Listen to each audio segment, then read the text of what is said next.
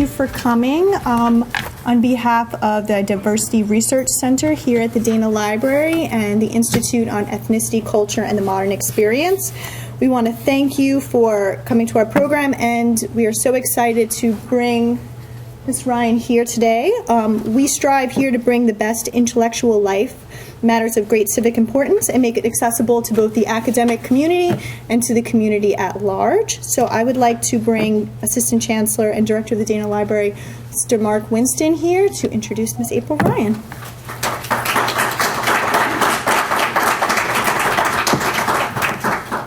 Thank you, Laura. I'm really pleased about this program. This is our first formal collaboration with the Institute for Ethnicity, Culture, and the Modern Experience, something we've been hoping for quite some time. So thank you, my friends. Good morning, everyone. Welcome. It really is my pleasure to welcome you on behalf of the Diversity Research Center. I'm going to say a few things about Rutgers that those of us who are part of Rutgers know, but it may be new information for others of you. For the past 15 years, U.S. News and World Report has ranked universities on the basis of diversity. Rutgers-Newark has been ranked the most diverse national university in the United States every year since the publication began assessing diversity. Rutgers-Newark also enjoys the #1 ranking as Forbes magazine's most diverse college. The Diversity Research Center, which was launched in 2010, has a mission related to diversity research. Our focus includes conducting research associated with the relationship between diversity in organizations and overall organizational performance and success.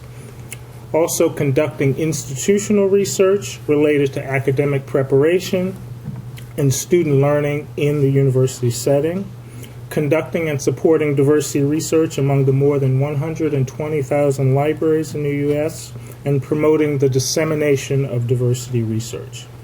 A key component of our mission relates to fostering the campus discussion of diversity in all of its complexity and relevance in today's society.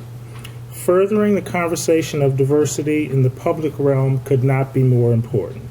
And it could not be more important and more appropriate on the most diverse college campus in the country. This year, journalist and White House correspondent April Ryan accepted our invitation to be the Center's Fall 2012 Visiting Scholar. It is my pleasure to introduce Ms. Ryan, and I'll say quite a bit about her background as briefly as possible, so her voice will be the one that you hear very shortly. She is currently White House correspondent and host of the White House Report, which is broadcast daily on the American Urban Radio Network. In 24 years as a journalist, she has reported on a wide range of social, economic, and political issues.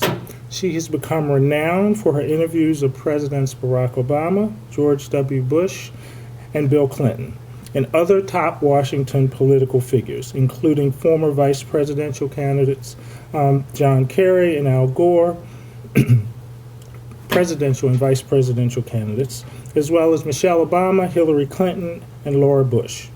Her interviews and features have been highlighted on major news programs and in newspapers around the country. During the Bush administration, she traveled to Haiti with Secretary of State Condoleezza Rice to observe the Haitian democratic elections, and to New Orleans with the Bush family on the anniversary of Hurricane Katrina. She has accompanied several presidents on their special missions to Africa and was granted a personal interview with the South African president. We certainly think of her appointment as visiting scholar as only the most recent in her long list of accolades. She is a member of the National Press Club and was elected to the board of the prestigious White House Correspondents Association. She is the third African American elected to the board in the association's 97-year history. As the Center's visiting scholar, Ms. Ryan's public presentation will address the upcoming presidential election, the intersection of race and politics, and her role as a White House correspondent. It is indeed my pleasure to welcome Ms. Ryan.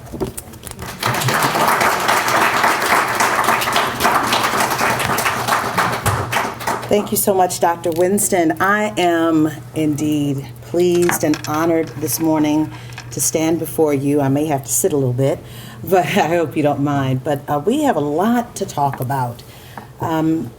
It's very important today. How many of you know what today is? Yes. Yes, the last presidential debate. Thank you, God. I tell you, I am just, it's been interesting. It's a historic time in this country. We're hearing a lot. We're seeing a lot. And you have to remember, this is a time we will never see again. And when I say that, we have the first African-American president who could either be reelected, and then we have, for the first time, the first Mormon who could be elected president, and he would also make the richest president ever.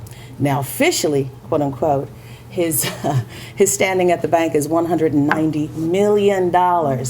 How many of us have $1.90 to our names right now? Especially the college students. I remember being in college at Morgan State University. Lord, send $1 down, you know.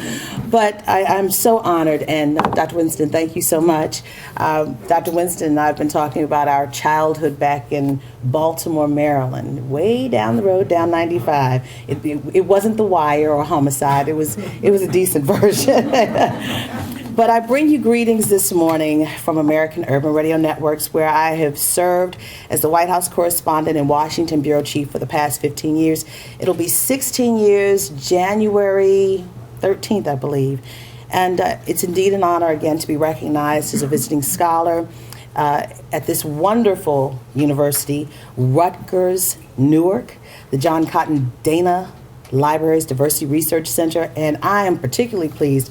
Young lady sitting here with me, Gabrielle, and I just had a great tour of the world's largest jazz archives. I am so impressed. I saw a case that housed Miles Davis' trumpet. Okay, I saw a lot of stuff. I'm an old DJ. I started out in Baltimore in college as a DJ, as a jazz DJ, and I mean it just made my heart full. And I saw 78. How many of you remember the 78s? An old 78, yes. And then I saw a reel-to-reel. I saw the reel-to-reels, and I said, are they kind of what is it, breaking up? Or he said, some of them play well. And we even heard one of those old, what do you call it? The old Victrola. We heard a 78 on an old Victrola. I tell you, tour the library the archives once you leave this session. I am so pleased and honored to be here. And it does my heart good that I'm at a place that is considered by U.S. News and World Reports the most diverse college campus, university campus in the nation. That is amazing, because in my daily pursuits at the White House as a journalist, I cover minority and urban issues daily. And as a reporter, as a White House correspondent, we are the first line of questioning of an American president. Anything comes to the White House, from war to peace to everything in between. And we ask that. And a lot of times, unfortunately, issues of race and diversity are not always on the radar. And that's where reporters like myself, and I'm the only one in the White House in that pool of prestigious journalists that asks questions about minority and urban issues. And it's important because all of us have different stories that need to be heard at the White House. But for the next 90 minutes or so, we're going to delve into history, present day, look at the possibilities and promises of the future of diversity at the intersection of race and politics, particularly at the White House.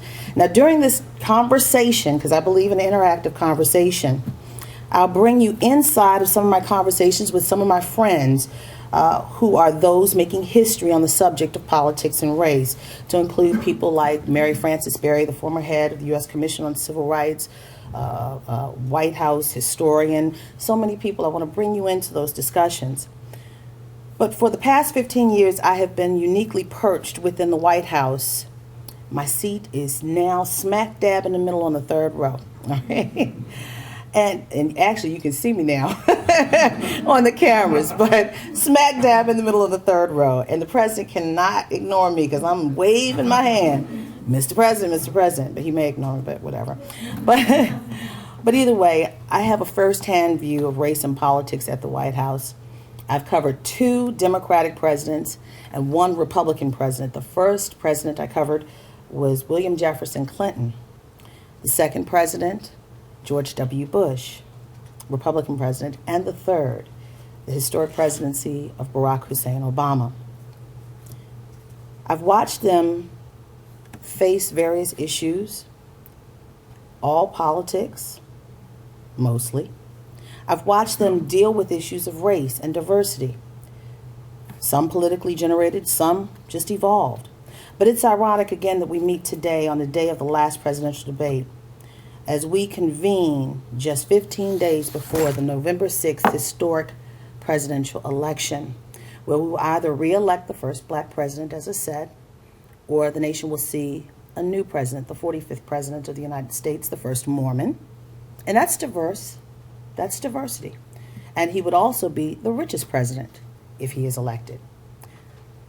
Governor Mitt Romney's net worth, again, $190 million. Now, there's no ambiguity in this election. The candidates are polar opposites.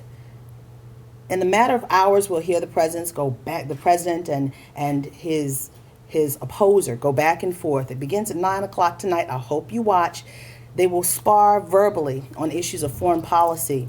The 2 previous debates included domestic policy in the town hall meeting, and poll numbers from Gallup show the Republican presidential candidate Mitt Romney led in the polls over incumbent Barack Obama the first debate. I wonder why.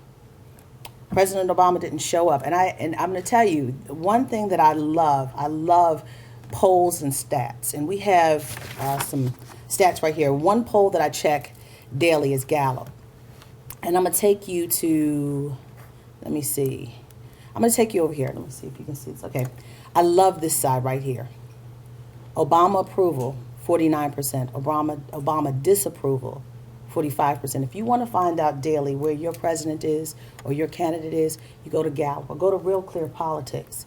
And not only do they just gauge where this president is of likely voters for November 6th, likely voters, Mitt Romney leads 52% according to Gallup polls.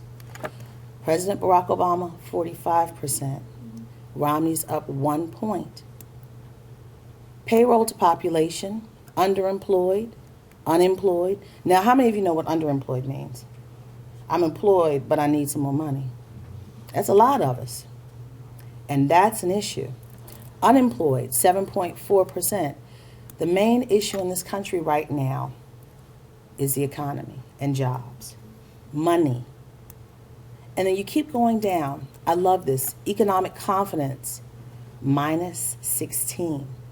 That's gone up plus 4%. That means if you don't have confidence, in your pocketbook, you're not going to go to the store and spend to help the economy get better.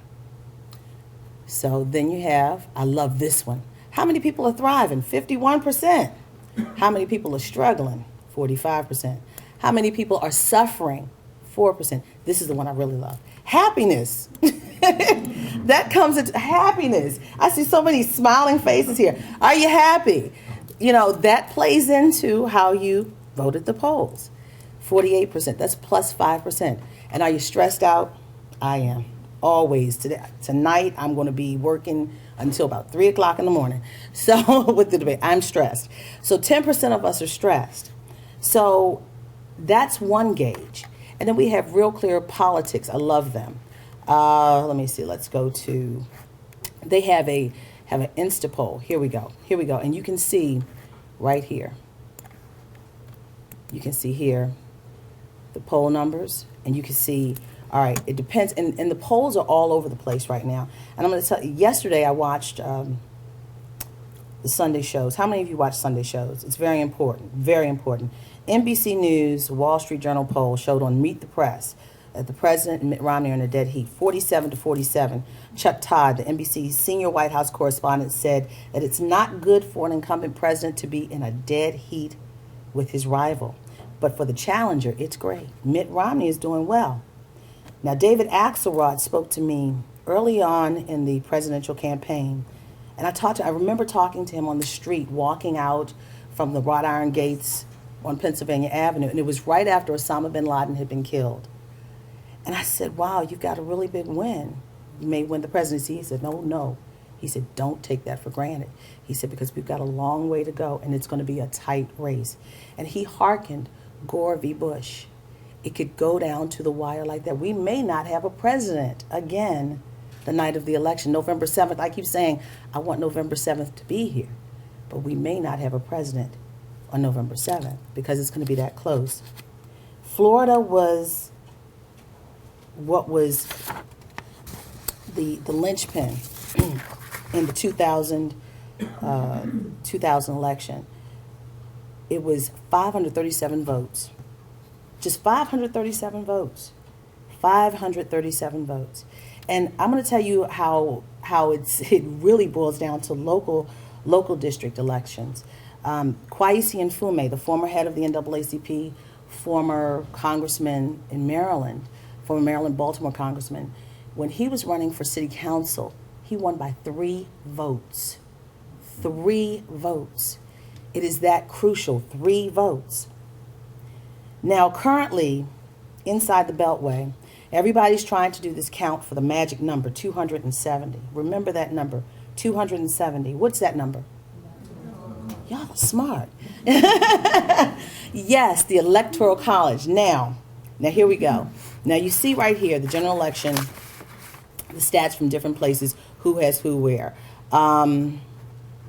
It looks like Romney's beating Politico over Obama.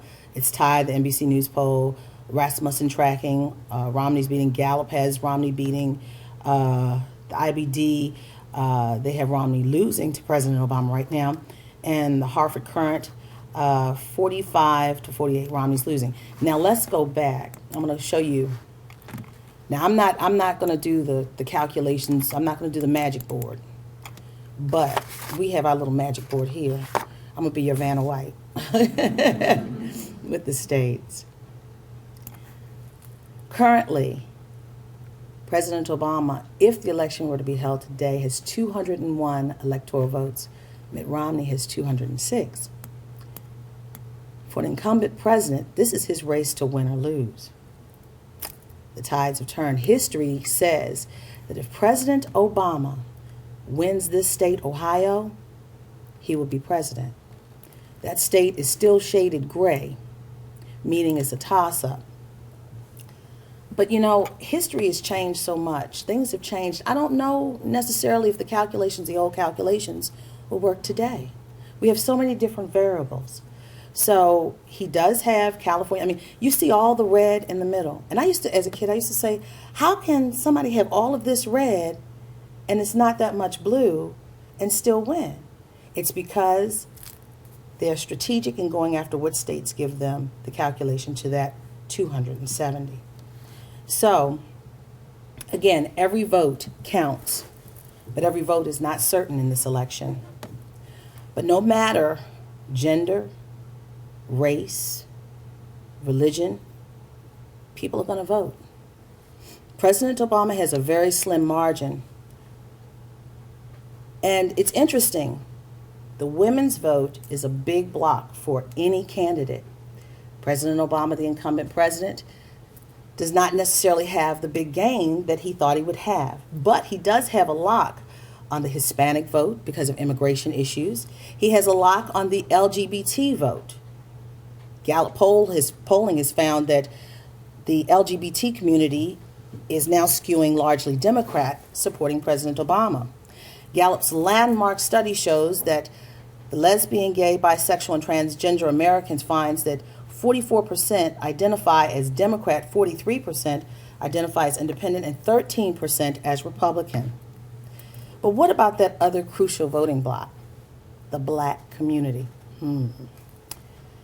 The black vote is very interesting this year.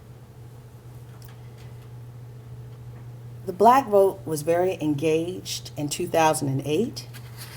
The black vote was so proud in 2008. I remember driving around and people were standing in lines for like 2 and 3 hours. Just the pride of saying, I'm going to vote for the first black president, and feeling that he was going to be there. Well, do we feel that pride today? Not hearing it. We're not hearing it. And there's a concern in the White House. This is insight, not hearsay. There is a concern within the White House that President Obama will not get the 95, 97% that he did the last time. Why? Because the black unemployment rate continues to be disproportionate. It continues to be higher than any other unemployment rate in this country, as education is said to be the key to bring minorities, particularly blacks, into middle income status. Also, you have issues where many in the black church are very upset because President Obama made a decision about the LGBT community. So the black vote is not necessarily in President Obama's favor. There is a concern. There are ads on the radio today. Julian Bond from the chairman emeritus of the NAACP is saying that, we understand that there's a religious issue, but it's also a civil right. Everyone has a right. So the black vote is not necessarily in President Obama's pocket like it was in 2008. And there are issues. There are issues that the White House is concerned, and they're trying to bring the black vote back. And it's interesting, the black vote as a whole since the 20th century has voted basically for Democrats. But it's interesting, just before the conventions, the Republican and the Democratic convention, there was a Wall Street Journal poll that said, and this, just listen, hear me out, even though we know that Arthur Davis, the former Democratic congressman from Alabama, is now Republican, Condoleezza Rice is a Republican, and General Colin Powell is a Republican, they had a poll out saying, Barack Obama, 94% of the black vote, 94% of the black vote. Mitt Romney, 0% of the black vote. I said. So this was going into the conventions, but Mitt Romney has not found ground in the black community. He has not found the ground in the black community that he would like. But look at that compared to Richard Nixon in 1960. He received 30% of the black vote when he lost against John Kennedy for the presidency. George W. Bush, for his 2 elections, he received 7% and 11% of the black vote. And now it's gone to nothing. And I really, really, really think that it's a sad situation watching how race sometimes and diversity sometimes does not make it on the radar at the White House unless there's an issue like Katrina or Haiti or something like that, that these both parties don't really go out and court. I think it does not serve us well as minorities that both parties do not court us, because I think each party, we are all America, and they need to court all of us, women, LGBT community, Hispanics, Asians, all of us, blacks, we all need to be courted because there is a niche for us somewhere in that party. Some of us may own businesses. You may like Romney. Some of us, I don't know, you may like him just because you think he looks good. You might want some of his million. I don't know. But they should court us too. But I want to read a bit from a recent article I posted. And the black vote, this is something that's not really talked about as much. And it needs to be in the last few days, last few weeks, because there was an article. Matter of fact, let me go to it. There was an article. This is my website. There was an article in the New York Post. And if I see it, I will find it. I see it somewhere. Let me see. There was an article in the New York. Here we go. I want you to find this article. For President, a complex calculus of race and politics. I want you to read that article when you have time.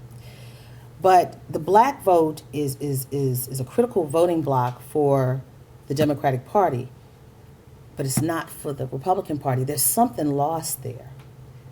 Michael Steele, whether you like him or not, he told me, he said, look, when I was head of the RNC, the Republican National Committee, I reached out to minorities. He said, I went to Little Havana. I went to Harlem. And there was an outreach. You want to bring everybody in. They called it the big umbrella. There's no big umbrella now. There's no urban policy from either presidential candidate. There is a feeling that the black vote is taken for granted. And it's several factors, too, when we go to the polls in November or November 6th, because the black vote is facing a lot. And I call it the triplet situation. It's voter suppression, it's voter apathy, and voter intimidation. And let me read this to you. Every vote counts is cliche, but this year Democrats are banking that saying it will move blacks to the polls on November 6, 2012. Democrats, civil rights organizations, and minority leaders are pushing that fact for the next 50 days leading into the presidential election between Barack Obama and his Republican challenger, Mitt Romney. David Axelrod, senior Obama campaign advisor, reveals this year's presidential contest will be so close he's invoking Gore v. Bush in 2000. That presidential election was ultimately decided by the U.S. Supreme Court. In 2000, 537 Florida popular votes were at issue. George Bush had more of Florida's popular votes than Gore, yet Al Gore had an advantage of nationwide popular votes but lost the battle for the Electoral College, giving George W. Bush the presidency. As the race is expected to be very tight now, there are efforts to get blacks to the polls, but there are concerns the black vote will be disenfranchised for various reasons, to include voter ID laws that will go into effect in 30 states. Voter ID, you have got to show an ID, a state-issued ID in southern states to go to the polls. Republicans are saying if you have to show ID at the bank, you have to show ID at the airport, you should be able to show ID at the polls. Well, and this is the issue, many African Americans, particularly in southern states, do not have cars. So therefore, if they don't have cars, why would you have a driver's license? I don't know how you get around without having an ID, because I tell you, I need it everywhere I go. But, just walking into the library, into the grocery store, can I see your ID? In a store, you want to do something or exchange something, you may not have, let me see your ID. But they are requiring that. And I talked to Condoleezza Rice, former Secretary of State, at the RNC convention, and she said, I just can't understand why people think that we are just such a community that just can't handle this. And she said, I say, give it a year. Let us phase it in. But there is a concern that many are not treated properly going to the polls, even with the ID, because even college students, a state-issued college ID is not allowed at the polls. So that is a concern. And that, again, is happening in 30 states. Then you have our old friend voter apathy that's expected to be a huge deal, along with voter intensity.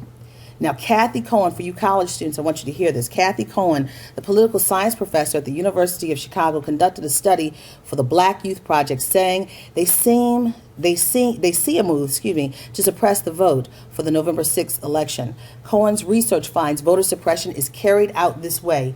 Even though you are eligible to vote, we are now going to present some additional barriers that will probably prevent you from getting to the polls and casting a ballot. Cohen says if these laws, voter ID, go into effect, minority youth voter turnout for up to 700,000 will be impacted. That's 700,000 youth. And the study finds that those who will be impacted are Black, Latino, and Native American youth. Black, Latino, and Native American youth, 700,000 youth could be affected by this voter ID system. In the South, 30 states. That's terrible. And then how many of you heard the story today? And if it's true, it's clear voter intimidation. I'm gonna call it what it is. Have you heard the story that's going around that the Romney campaign is allegedly, or Mitt Romney allegedly told business owners to tell their employees to vote for him. If not, they'll be fired. It's in the news. It's true. It's true. It is true. That is voter intimidation. That is clear voter intimidation. We're 40 years out from the Voting Rights Act. 40 years out, and we're still dealing with this stuff. All just to win, to make sure your candidate wins, and just take the rights of whomever. It's ridiculous. So, I mean, if that is true, it's voter intimidation. And in Fayette County, Georgia, I talked to a gentleman by the name of Arnold Martin. He's the Fayette County, Georgia Democratic Committee leader. He said that they're seeing Georgia change the requirements for a license there. So that's going along with what Kathy Cohen had to say. The Congressional Black Caucus has even tried to thwart this effort. They're having concerts in different parts of the country so that they can help people get what they need to go to the polls. They say, you know, the admission would be if you don't have a voter registration card, or if you don't have a voter ID, state issued ID, we'll have all the materials there for you to get into these concerts. Well, again, as I told you, at the RNC convention, South Carolina Governor Nikki Haley said it's going to happen, and state issued IDs are mandatory for voting. But now, I also talked at the Democratic National Convention to Martin Luther King III, Reverend Martin Luther King Jr.'s son. And he told me, my dad often said, a voteless people is a powerless people. A voteless people is a powerless people. That's any group. A voteless people is a powerless people. But I'm going to give you some stats from the NAACP, and these are shocking. And this is what shocks me. I mean, I grew up in a household where my parents would take me to the polls. I would remember when you had the curtains, and I would go up and I think I helped my mother vote for somebody she didn't want to vote for. I would pull the little levers. As a child, that made me say, I need to do that. It instilled something in me to do that. And I take my children whenever I can so they can do what is considered a privilege, because so many people died, were killed, were hosed, dogs were put on them for the right and the privilege to vote. Now, let me give you this, and you will be shocked. The NAACP told me this, that there are new stats showing that 6 million blacks in this nation are eligible to vote but are not registered. Voter apathy. Here's a sampling of the numbers of blacks eligible and not registered to vote. Again, eligible but not registered to vote. In Georgia, 484,000. California, 240,000. These are blacks eligible but not registered to vote. In Alabama, Arthur Davis' state, 234,000. North Carolina, 409,000. Ohio, swing state, critical state that will possibly determine this president for the next term. Ohio, 256,000. Virginia, 268,000. Texas, 381,000. Florida, critical state, swing state of Florida, 398,000. Louisiana, New Orleans area, 287,000. Illinois, the president's own state, 229,000. Mississippi, 255,000. Michigan, 239,000. And Pennsylvania, the swing state of Pennsylvania, it swings so well, 204,000. 6 million African Americans who are eligible but not registered to vote. That's sad. Another issue potentially hurtful to the Democratic Party on Election Day is voter intensity. There are concerns with voter intensity. If it rains, will you go to the polls? Seriously, if it rains, are you going to go to the polls? David Axelrod, the president's senior advisor, said, April, we've got some issues. If it rains, you're shaking your head, you're not going to the polls if it rains. I'm going to tell you something. Ladies, I know you don't want to get your hair messed up, but put the rain cap on. True, I know. We don't like the water on our hair, but we got to put the umbrellas and the defrizzer or whatever and go to the polls. It is, I don't care who you vote for, but it's too much history behind this. And for me to watch, I am humbled. I am 5 generations removed from the last known slave in my family. For me to walk through those doors every day of the White House, to see the history, to see the portraits of George Washington, to know that Dr. King was here, to know that, to walk up that driveway, the same driveway I walk in every day, that's where they carried the body of John F. Kennedy, the late president, into the White House. It's amazing. I am humbled. And to be able to be called by name by 3 American presidents, I'm going to take advantage of what people have done for me. And I hope you do the same. I don't care who you vote for, but please vote. Can I get a tissue by any chance, if anyone? Thank you so much. Thank you so much. Thank you. I don't know about you, but it's allergy season, and I'm just like, ooh. So we still have also, with all of this going on, people who are undecided. and they need to hear from the candidates. And tonight is the night. I want you to be honest. We're not going to tell anybody. How many of you in here are undecided?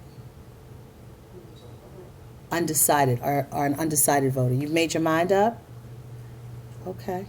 All right, good. And I want to ask you, what is Libya the first thing on your mind? What's the first thing on your mind?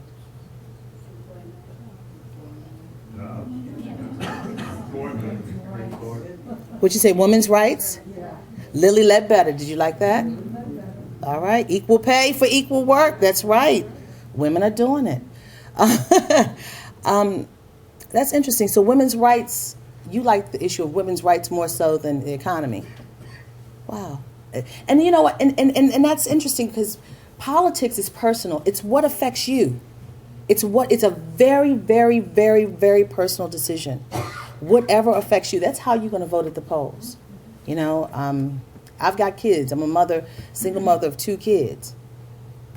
I'm going to get involved in the process. I do, and I have 2 girls, and I do believe in women's rights and equal rights. I believe in those rights, and I wholeheartedly thank you for putting that input about women's rights. Again, tonight, Governor Mitt Romney and President Barack Obama will either discuss, fuss, and or debate foreign policy. Polls show the prevailing #1 issue in this country is the economy, and that translates to jobs, the JOB. Friday, I talked with California Congressman Maxine Waters, who has a district that's 24% black, over 40% Latino, 10% Asian, and 31% white. She says Libya is not the #1 issue. She says in her district, it's jobs, followed by housing and foreclosures. And then there are also concerns that follow along behind that. Seniors concerned over possible losses of Medicare and Medicaid funding. So on the issue of the economy and jobs, the September unemployment rate fell to 7.8%, the first in about 4 years. It's a first. But Labor Secretary Hilda Solis says 5.2 million private sector jobs were created and helping to bring the unemployment rate down. So that was a plus for them, I guess, for the Obama administration. But during the exclusive phone interview, she also reveals that with ethnic groups, in particular African Americans, Latinos, and others, even men and women have seen a decrease in their unemployment rate. And she says in September, the black unemployment rate dropped to 13.4% from 14.1%. The Hispanic jobless rate dropped to 9.9% from 10.2%. But the overall rate is 7.8%. So for minorities, the jobs issue should be #1. But Solis has confirmed that the African-American unemployment rate dropped because many blacks were hired in the public education fields in September with the start of school. African-Americans are going to fare better, this is what she said in this report, because many of them lost their jobs in education. But you know, I also talked to the secretary a couple of months ago, and it's interesting. The Labor Department came out with a study, and it's a study. It's called Blacks in the Labor Force at a Glance. Blacks in the Labor Force at a Glance. I want you to go to this. I want you to Google the Department of Labor and put that title in the search button, the search slot, and because it confirms everything that we knew about the black unemployment rate. It confirms that we are a lot of times the first ones that are laid off. We are disproportionately more so in education in the public sector, hired by local governments, state governments. And when there are cuts, we're the ones a lot of times who lose their jobs. 20% of state and local and federal governments, the workforce is African Americans, compared to 14.2% of whites and 10.4% of Hispanics. So, and it's interesting, in a conversation with her a couple of months ago, she said, you know, in the last 6 months, we created 1 million jobs. And she said, within that time frame, you know, half of that went to the Latino workforce. But the African American workforce is still suffering with a disproportionately high rate of unemployment. And they came out with that study. And I'm like, well, where is the targeted approach? And that goes into another diversity issue. This administration, because of the historic nature of President Barack Obama, because he is an African American who is president of the United States, the White House has always said race and politics will follow him no matter what. But they don't want to amplify the issue of race. So therefore, when the African American unemployment rate is so high, they try to do the universal approach. And that's some of the reason why I guess we don't hear the black community, or helping this one, helping that one. They don't want to amplify it because they feel that that would be, excuse me, that would cause a major problem for them politically. So, and that again goes back into the feeling in the black community about President Obama and the re-election effort. So that's some of the reason too why it's not as strong as it was in 2008. There was a concern about hope and change, and a lot of people didn't feel that hope and change, particularly a lot of the people who were hurting. But Bill Clinton, the explainer-in-chief, stood before the Democratic National Convention and worked his mojo. He did. And the poor thing, he didn't sound so well, but he worked it out. And he explained a lot of stuff to a lot of America, saying, look, and even Republicans took note. Even Mitt Romney said, look, hey, if he would explain something for me, my poll numbers would jump. But he explained it, we are in a perilous time. We're in a bad time. We're in a very bad situation economically. And this president, I remember being with President Obama, and he said this, he said, look, I spend half of my time trying to help the European economy, because if the European economy tanks, we do too. So he's in a catch-22, but he's still an incumbent president. This should be his race to win or lose. And right now, what's the poll number saying? Let's go back. Let's go back to good old Gallup. Gallup says Romney 52%, Obama 45%. Now, I've never been polled, so I don't know who they're polling, but I mean, this could be the telltale sign. We could be seeing a Romney administration. If you don't want Romney, just have to get ready.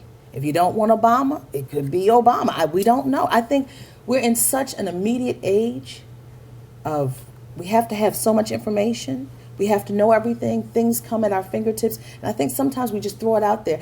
And not only that, how many of you answer your phone at home? How many of you have a landline that does not have a caller ID on it? Okay. All right. Okay. Do you pick up the phone every time it rings? You're rare. You don't? Okay, you're from the old school. Okay, you sir. Tell me about how you answer your phone. Every time? Well, I listen first to see who's calling, and then I pick it up. So you have a voice caller ID. See, I'm not talking to you then. Well, the polling has now changed. Polling has now changed because everyone has caller ID. They don't really necessarily have landlines. People are using their cell phones. So it's harder for the pollsters to poll this people. Now, who is at home picking up their phone on the first ring without caller ID? It's a certain age group, a certain type of person. And it's hard. If you call someone on a cell phone, likely it will be a younger person.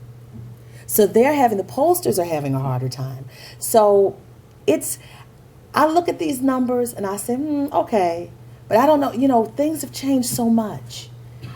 With the advent of technology, we've got Twitter and Facebook. How many of you are on Twitter and Facebook? How many of my older friends out here on Twitter and Facebook? You on Facebook? Okay. Okay. Right. And I'm telling you, it has changed. I mean, the kinds of information that you get, it's changed, hasn't it? The way you get information, it was totally... We've got the advent of 24/7 information with cable. Years ago, we used to watch, Peter Jennings, Walter Cronkite. That's the way it was, period. You go on the internet now, oh, this is the way it is. Walter said that, but wait a minute. It's a difference now. So times have changed. But even with this, even with how times have changed, my role and all the other roles of the reporters at the White House is very important. We also help change policy, and that's something that I have to talk about too. My role at the White House. As a reporter, I am objective. I hope I'm letting you know that I'm objective here today. I'm not saying one candidate over other. I did meet with Mitt Romney. He wanted to meet with me. I met with him too. I met with the president, talked to both of them. I'm having an interview with the president in the Oval Office Friday. Mitt Romney promised me an interview. I didn't get it. But still, I think everyone needs to hear all sides to have an informed decision. You need to know the facts. And I encourage you to go on sites that are not just opinion, because we've got a lot of the line between fact and opinion has been obscured. And we need to get the fact before we listen to the opinion, because everyone has their opinion. Now, as a White House correspondent, I take my job seriously. And, as a correspondent, we, in a lot of instances, help shape policy. And I'm gonna give you some examples. Hurricane Katrina. I was one of the few African Americans who constantly asked President Bush about Hurricane Katrina. What are you going to do? What are you going to do to help? And it took the cameras. It took the cameras to go down to see those people on the rooftops for the action, for Browning to go down and have his slow response, for the fingers to start pointing. It took the cameras. I know a lot of people don't like reporters, but we are here. It's cyclical. We give back what we see from you, and we take back what we hear from you to the president. Everything comes to the White House between war and peace and anything in between. We ask all those questions. Haiti, I'm still asking about Haiti. How many years later? Haiti is still going through turmoil. I mean, I visited Haiti. There is beauty in poverty. And when I say beauty, how people learn to survive against the odds. And I mean, they were working against the odds years ago before the earthquake happened. And now, and this is a story that I'm working on, and hopefully it'll help get the administration to see, and other people will pick up on it. The Haitian president is supposedly building a villa when many of those people there are still living in squalor. Yeah, that's what I say. And you don't hear that.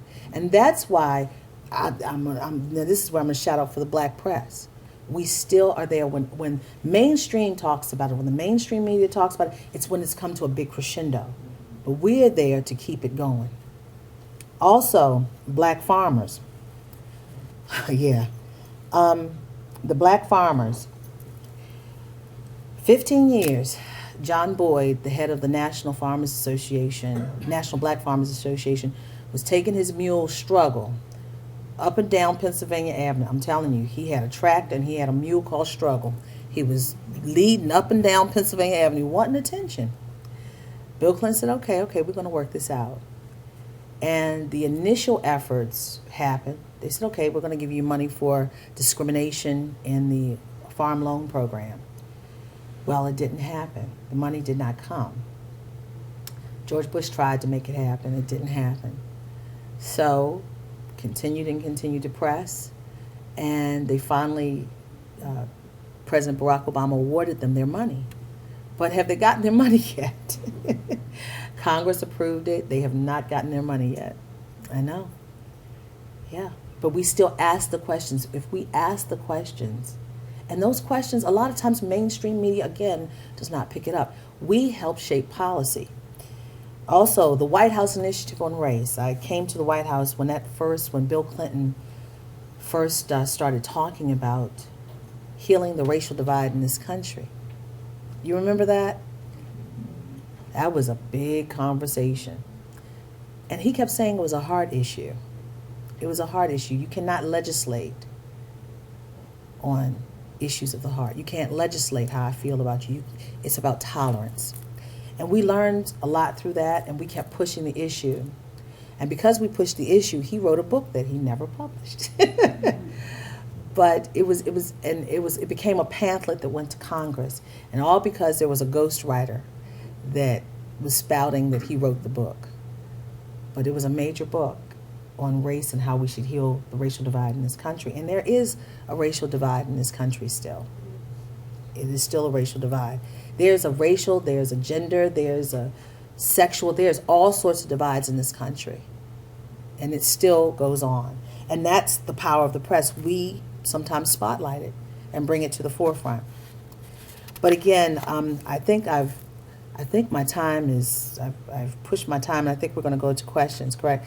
Well, at this time, I want to say thank you. I am so thankful to be here as a visiting scholar. I'm so thankful that you are here to hear what I have to say after 15 years of covering presidents and all their doings and travelings. But I really, really encourage you tonight, please, this last debate, watch it. Whatever you feel, that's what you feel. Don't worry about what other people feel. What you feel, that's what you feel. If you feel they're going to hit each other, that's what you feel. Because I'm going to be honest with you, I thought they were going to hit each other the last one. I think Saturday Night Live got it right, you know. And Joe Biden, he was, you know, I'm going to tell you, I don't think Joe Biden was condescending. I don't think he was, I just think Joe Biden was saying, oh, you saying the wrong thing. I'm going to get you on that. That's just me. So, because I see him, you know, he's very gregarious and, you know, he says what he feels. And actually, he was on script that night. I couldn't believe it. He didn't go off script. He didn't stick his foot in me. And I love when Paul Ryan said, sir, you don't know what to say out of your mouth. I said, ooh. But I mean, you know, we as reporters, we like spectacle. We like to report on those kind of things. But in all seriousness, we also report on what's real. And it's about you. It's about your vote. It's about who you think is going to run this country for the next 4 years, who's going to keep us afloat. But remember, any cuts that come down the road, that means cuts in programs that could affect you. I'm a victim because I went to school. My mother worked at Morgan State, and I got through Morgan State through her, and I became a middle income person who works at the White House. I like my victim status.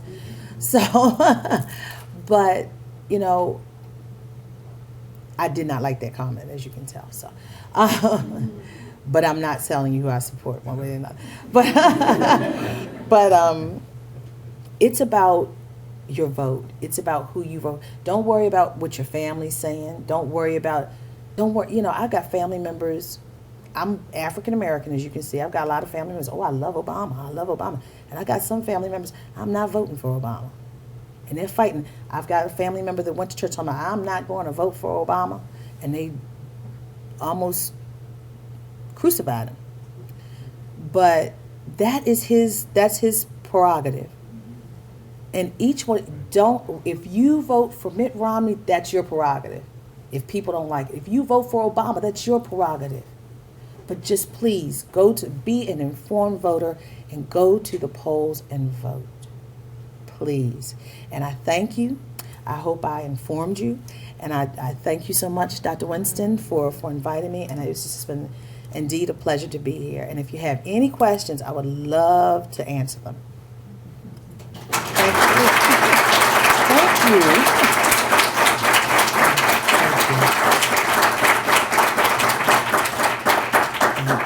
All right, questions. Yes, ma'am. You mentioned there's a website to go, a more fact-based political website. Is it this one? Or? Okay, I love Real Clear Politics. Okay. I love Gallup. I'm going to tell you, I don't necessarily read opinion pieces first. I'll go through the Washington Post, the New York Times. If I want to, at a glance, USA Today. If I'm running, LA Times. Wall Street Journal is the money paper. I think all of us need to read the Wall Street Journal to know what's going on, what affects us in our pocketbook. I think that's very important. But I would read those things before I read the opinion pages and before I go to MSNBC or to Fox, because they're really skewed. One's very left, one's very right. Yeah, so I hope I helped you. But yeah, but Real Clear, I know the people who work here. They are wonderful journalists. They are the journalists of journalists, and they know their stuff. And I would really recommend Real Clear Politics, and also just watch the Gallup. Gallup has been around for a long time, and watch their polls and see what I love stats and polls. I love them. Yes, sir. I have a comment or a question. For the comment, it really bugs me when people say things like, you have an ID to go to the bank, you have an ID. Hey, listen, you're not guaranteeing the Constitution the right to go to the bank. The right to vote, and that you should have to have an ID to do that. And my question is, what do you think of Nate Silver's take on all these polls, where he pretty much says Gallup is way off, because it's the only poll that has such a big lead for Romney, and he looks at all the polls. But see, again, I don't know the instruments that they were using. And like I told you, it's getting harder and harder. Who's being polled? I don't know these people. Who, I've never been polled. So, I mean, but look, let's go to Real Clear Politics again. And, what'd you say? Where are they? In the cities and for rural areas? Right, yes. Because I may have gotten one poll once on something about, do you like hot dogs or hamburgers? I don't, I was like, okay. But that's not a poll. So let me see. Let's go to where we are. Okay, Real Clear Politics. Wait a minute. Okay, I think this is the one. Okay, yes. Look at this. You see all these polls. They combine all the major polls. Okay. This is Hartford, Connecticut's poll. Okay, down here. And this was conducted 10/11 through 10/16. Now, when was the last debate was 10/16. So, okay, so that might account for that 48, because Obama was considered. You have to look at the time frame, and that might account for that bounce. Okay, let's look at Politico. Okay, okay, that's interesting. So, but I like the fact that they give you all the ratings. They combine all of them. So I really recommend Real Clear Politics. And of course, I would love for you to go to aprildryan.com. That's my website. That's my website. But anyway, moving back. So, yes, I would keep up with these posts, because you see they're all over the place. And that's showing you who are they polling? What's the instrument? What did you say? And how many? How many? Yes. So if you go inside, now, I mean, I know Chuck Todd and the Wall Street Journal, they're very credible, and I watch them Sunday. I watch Meet the Press. And also George Stephanopoulos. I try to watch the Sunday shows to make sure I know what's going on and hear what people are saying beyond my sources and stuff that I talk to, because they have the same sources I talk to. So, but let's see. Let's go inside that poll. Well, let me go inside. Okay. Oh, okay. Here we go. Okay, date, October 17th through the 20th. 48 male, 48 people, okay? 52 female, okay? Margin of error for 1,000 interviews among registered voters, okay, +3. Margin of error for 816 interviews among likely voters, +3. ±3. Okay, so I would encourage you to go inside of each poll and look at the sampling and look at what they're doing. So I hope I answered your question. But realclearpolitics.com. Okay. I'm going to tell Nate to give me some money because I'm promoting. Yes. My uncle lives in North Carolina, and they voted last week. Okay. He said they had to go to 2 different places to vote. The lines were so long. Really? Now, they live in a rural area. They're What part of North Carolina? near Goldsboro. It's about 70 miles southeast of Raleigh. And Have you heard of a place called Columbus County? No. Chadburn, Fair Bluff? No. Is that in the eastern department? Southeastern tip of North Carolina. Is very close to Myrtle Beach. My family's from there, but don't worry. But anyway, I know, like where we live here in Jersey, we have a polling place in our neighborhood, right? Yes. And he said they had to go to 2 different places, so I don't know how they do it in the state. He needs to of North report that. He needs to call the local Democratic Party there, and he also needs to call the Board of Election Supervisors in his area or for the state of North Carolina. And stand in line. He also added that they had to stand in line, and he's in his 80s. Tell him again, please, to call the Board of Election Supervisors for his state, and also call the Democratic Party or, well, whatever party he's voting for. The Democratic, and forgive me for assuming, I'm sorry, the Democratic or Republican Party, that whatever party he's voting for, just make sure he calls them, because there are hotline numbers for issues. So I would encourage you to. And also I have another Yes, ma'am. What is the general feeling of people who, African Americans who are eligible to vote, but they're not registered? What's the?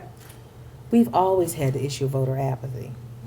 There's all, I mean, in every community, but it's worse because the Democratic Party needs the vote desperately, and they're calculating, oh my gosh, all these African Americans who should be in line like they were before are not. So. You know, President Obama, he's between a rock and a hard place, as the old folks say. Because being the first black president, he just can't come out for all black people. He has to come out for everybody. Quote unquote, he can't amplify it. He can't amplify the issues of race. Well, you know, and this kind of goes back to the Republicans, and the Democratic Party is always perceived to be the party of diversity and inclusion. But when George W. Bush came into office, he put Colin Powell in as Secretary of State. No other, I mean, that was the first major cabinet position. And then Condoleezza Rice. You know, I mean, those were two prominent positions. And I was at the Republican National Convention, and when I saw those pictures, again, now, I try to be unbiased. I am unbiased. But at that convention, when I saw that picture, that powerful picture, that Condoleezza Rice was standing in front of Colin Powell, I said, oh my goodness, that was power. Whether you like their positions or whatever, you know, I just said, these were two African Americans who were at the seat of power, the people of peace and diplomacy. He was once a man of war, you know, general, but he was a man of peace, global peace, and she was a woman of global African Americans, and that was amazing. And then to come to the first African American president, and I'm going to say this: the night that I was at the White House, the night that Barack Obama was elected president, I was not in Grant Park. I was the White House correspondent, so I stayed with the President of the United States, who was no longer running for anything. And it was the most amazing and electric night. I was so tired, and I said, oh gosh, I just need to take a nap for a minute. So I took a nap, and I woke up around 9 o'clock, and I kept seeing Wolf Blitzer saying, oh, we have this. Wolf likes to scream at you, but I love Wolf, especially with his glasses. And I was like, okay. So I woke up around 9 o'clock. I said, okay. I said, it's time to get this back, because, I mean, we were working nonstop. And I was in the office, and then the president, at 9 o'clock, the Bushes always would go to bed. Well, the light was still on upstairs. I said, they're not in bed. So we were running outside and coming back. I mean, I know. no, but this is, you always look at the little things make the story, because they would always go to bed at 9 o'clock. They would go to bed early. So, because, I mean, if they had functions, he would say, come on, Laura, let's go. And they would leave the people down until about another hour, and people would boot everybody out because they were upstairs sleeping, whatever. So, so the funny thing about it is, I said, okay, they're upstairs, and the lights were on. They were watching. And a couple of months prior to that, President Bush and I had a conversation. I was doing an interview with him in the Oval Office on his Africa policy. And we were talking about the overt and subtle racism in the limousine. And all of a sudden, at 11 o'clock, Wolf Blitzer said, Barack Obama is the 44th President of the United States. I said, I couldn't believe it. As an African American, and seeing all the history of the White House, I said, what? So then I was in shock as an African American. So I walked down the hall to my friend at Fox News. I know, it's crazy. No, Wendell Goler, he's a dear friend. He was a mentor to me. He brought me under his wing 15 years ago. And Wendell was a veteran news person, African American. And I walked to him, and all he did, I mean, he was sitting down, he just grabbed me and started crying. And that still gives me goosebumps, you know? And then I called the White House historian who works with us, and I said, you got to come in. There was all this commotion outside of the White House. Kids, college kids were coming into the streets. Kids, I mean, I thought it was like one of those, what is it, the Wisconsin, was it Bay Packers? What are they, the Wisconsin people that play football? Green Bay, yeah. So you know how they. All I know is the Ravens, and they did not do well yesterday. No, but you know how they at the Green Bay Packers games, they have their shirts off. It was cold out there. They were out in the street with their shirts off, having Obama signs, going, na, na, na, na, hey. And they were going, Bush goodbye. I said, oh my God, the Bushes could hear that. And I said, oh, and I kept looking, the light was on. I was like, this was like 11 o'clock. I said, I know he's going to be tired tomorrow morning. So, and I mean, the kids, they had balloons, red, white, and blue balloons. It was this massive, spontaneous crowd that just came to celebrate diversity, that something happened in this nation that we've never seen before. And it was amazing. And so I went home for about 2 hours and came back to the White House, and those balloons were still inside the White House case. They had cleaned them up.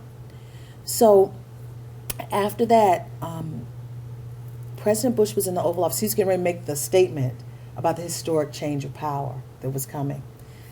And I don't know what it was. We were standing outside in the Rose Garden, and I could see him. I always, again, as a reporter, you always want to see what's going on. Trust me, I'm gonna find you. So I was standing there, and a couple of us were standing there, and you could see it was a French door, and you could see through the French door.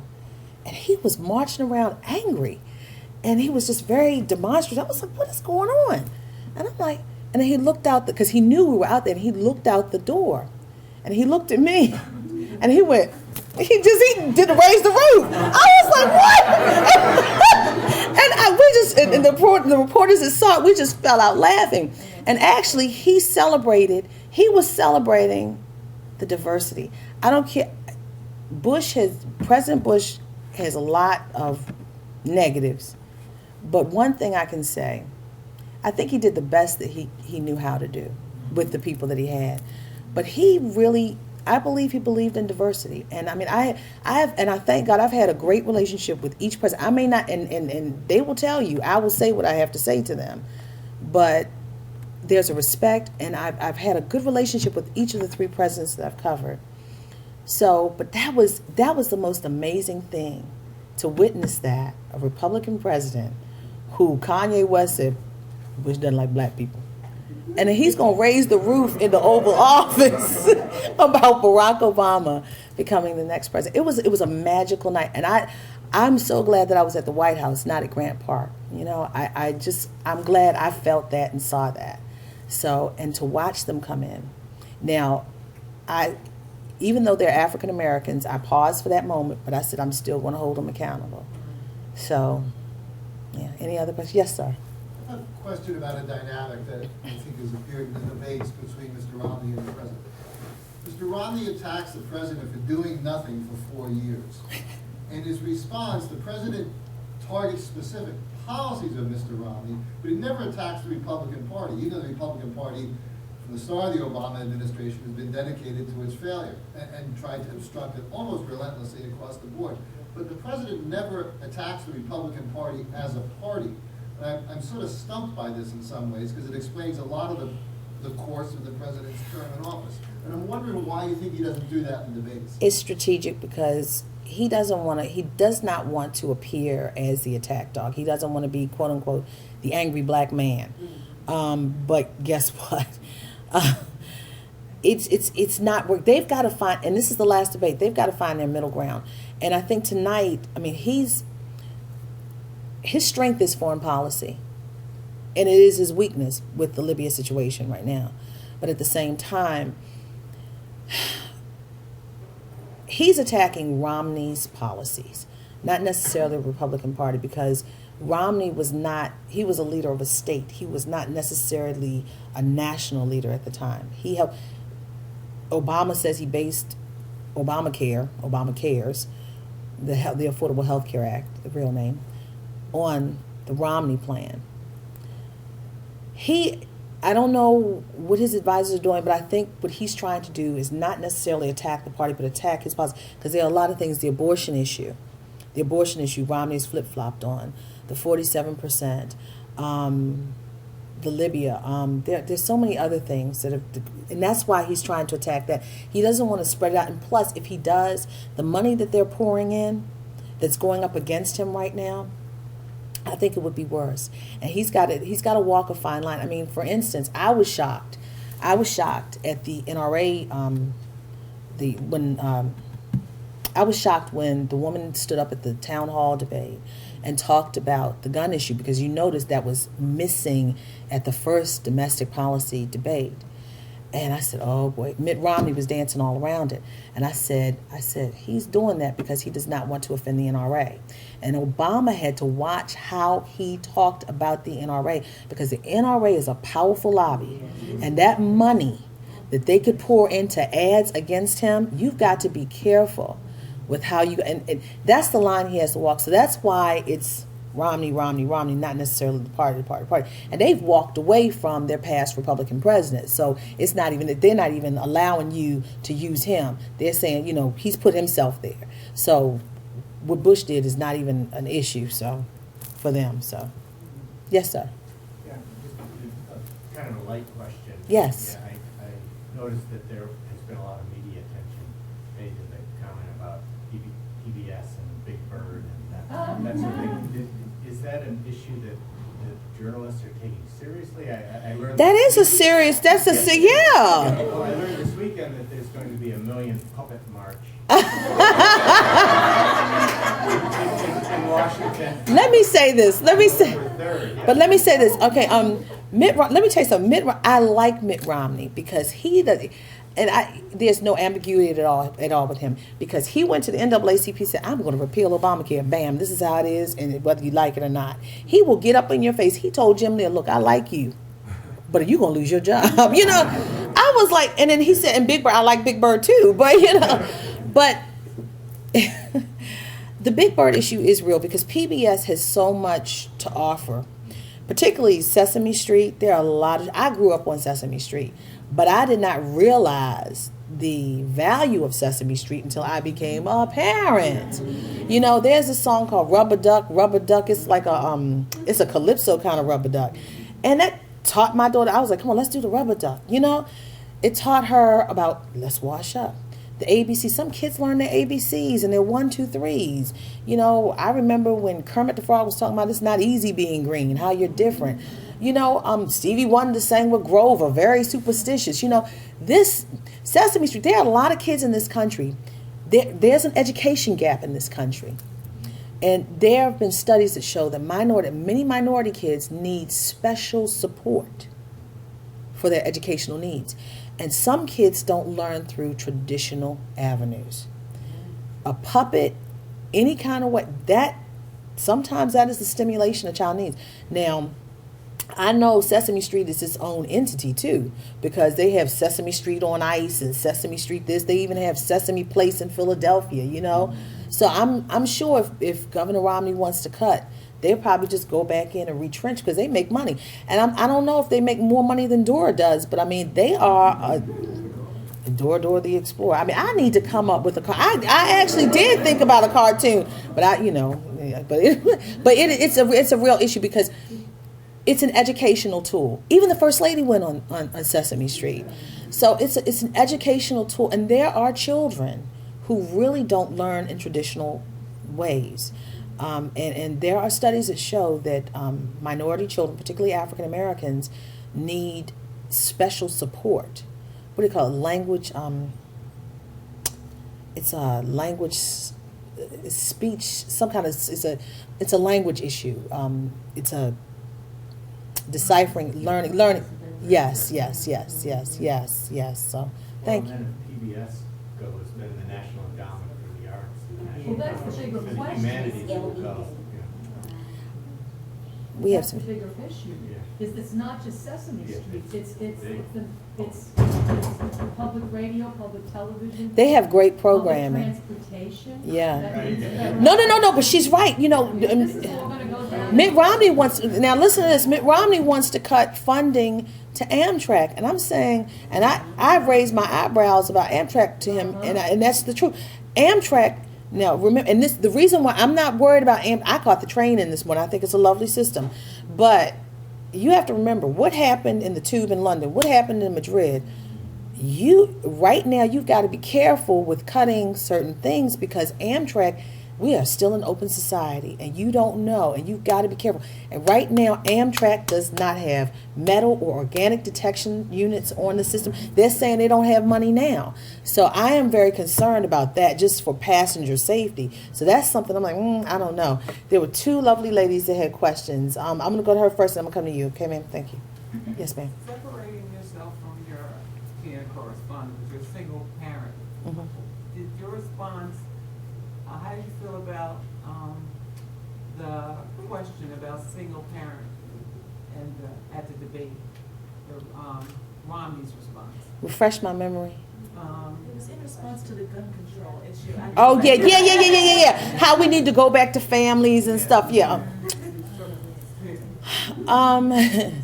Well, if I listen the last couple of months, my children would be, there'd be janitors in school. No, I mean, I just think, I'm going to be honest with you, I don't think that was a good response. I don't think it was well prepared. I do think, and I think it goes, both of them didn't really get into it because that's an issue they don't want to tackle right now because it is so divisive. There's a part of this country that wants to bear arms and carry guns. That's fine. It's a constitutional right, but how those guns are handled. But for me as a single parent, I'm going to teach my children right or wrong, no matter what. I'm not worried about what the TV says. I showed my daughter, matter of fact, the Sesame Street. She said, "Mommy, are they going to cut Sesame Street?" I sit down and explain. I show them what's on TV. Let's talk about it, you know. So I'm not, the president is not going to rule my home. Whoever's president, whoever's the presidential candidate, I'm going to. So I hope I answered your question. Okay. Just go ahead and mix them two together. He was trying to run away from the issue because the NRA is a strong GOP supporter. So, yes, ma'am. I hope I apologize. I came a little bit late and you might have answered this question. But I see this as one of the most important elections in the history of America. And I'm wondering if you think of any other election that you might say had the importance of this one, and maybe why.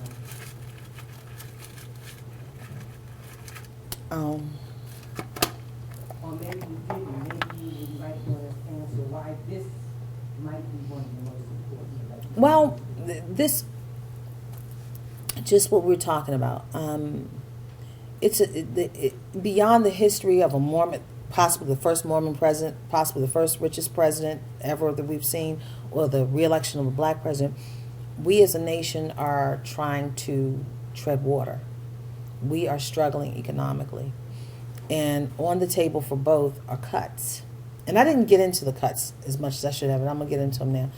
On the table to cut, everybody wants to cut. And it seems like, well, first of all, when you cut, you got to remember you're going to cut programs that are going to affect people. It's going to take money from people who might need it as a safety net. Then sometimes you cut jobs. So we're going to lose some jobs again. So then also, what's on the table a lot of times when those cuts happen, oh, we lost it. Okay, there we go. What's on the table a lot of times when people are talking about cuts, it's Pell Grants for many of the college students. And it's also the monies for the nutritional programs for the kids who don't have well-balanced meals at home.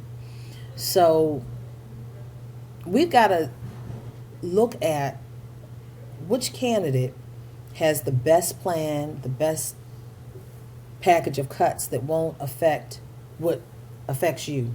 Medicare, Medicaid, Social Security.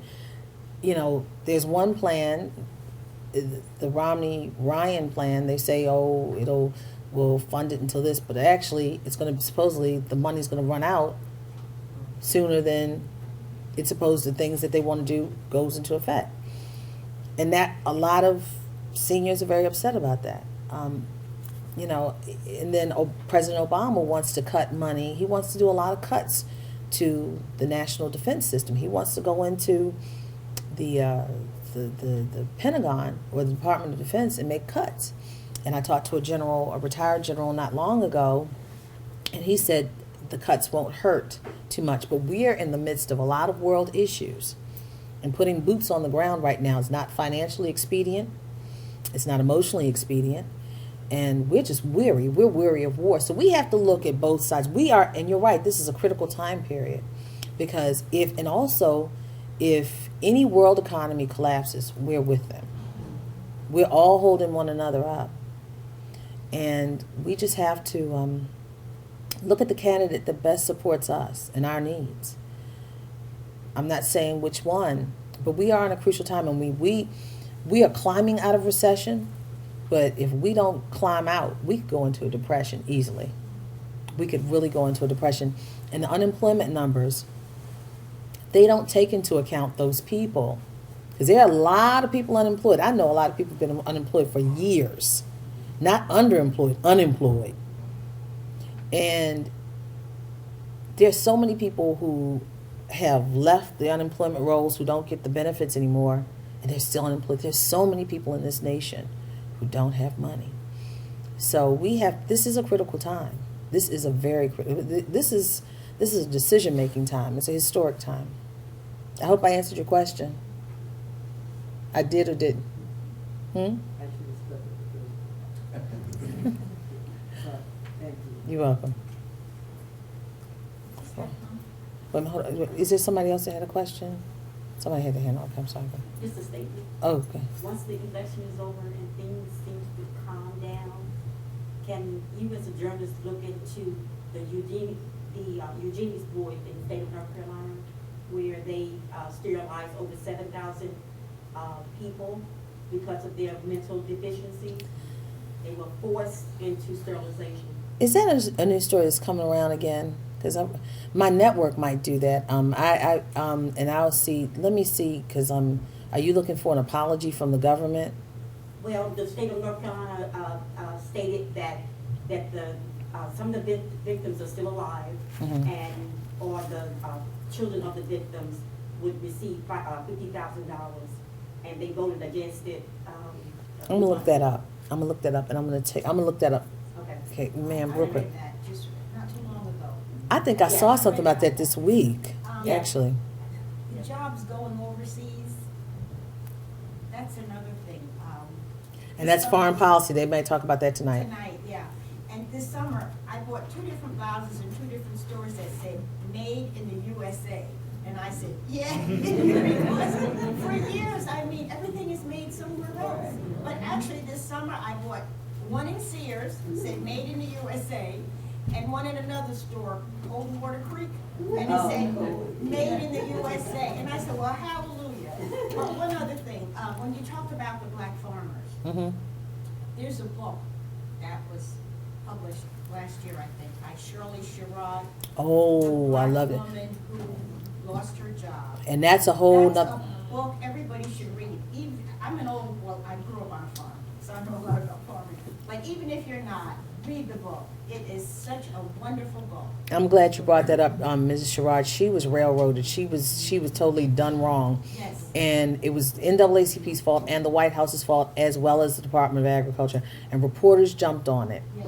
And, you know, ultimately, the Agriculture Secretary Vilsack had to apologize, and he's begging her to go on a tour around the country. She was here in Newark. She was here. She's a wonderful woman. She's a very sweet spirit. She's a wonderful woman.